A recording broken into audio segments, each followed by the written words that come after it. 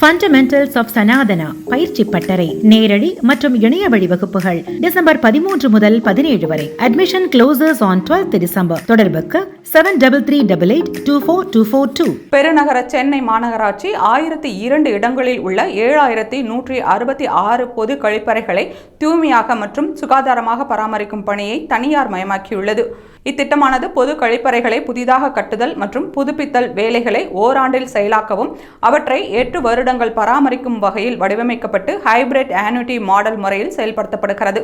முதற்கட்டமாக சென்னை மாநகராட்சியின் 5, 6 மற்றும் 9வது மண்டலங்களை உள்ளடக்கிய 372 இடங்களில் அமைந்துள்ள சமுதாய மற்றும் பொது கழிப்பறைகளில் உள்ள 3270 இருக்கைகளை 430.11 கோடி ரூபாய் திட்ட மதிப்பீட்டில் மேம்படுத்தும் பணிக்காக சலுகைதாரர் தேர்ந்தெடுக்கப்பட்டு பணிகள் நடைபெற்று வருகின்றன. இப்போது 70% பணிகள் முடிவடைந்து பராமரிப்பு பணிகள் தொடங்கப்பட்டுள்ளன. இப்பணிகளின் வெற்றியை தொடர்ந்து சென்னை மாநகரம் முழுவதும் இத்திட்டத்தை அதே அளவில் செயல்படுத்துவது என முடிவு செய்யப்பட்டுள்ளது. இதன்படி 7166 இருக்கைகளுடன் கூடிய 1002 கழிப்பறைகளை மேம்படுத்த திட்டமிடப்பட்டுள்ளது. கழிவறைகளை பராமரிக்கும் பணிக்கான செலவினங்கள் ஒப்பந்ததாரருக்கு முக்கிய செயல்பாட்டு அளவீடுகளின் அடிப்படையில் வழங்கப்படும்.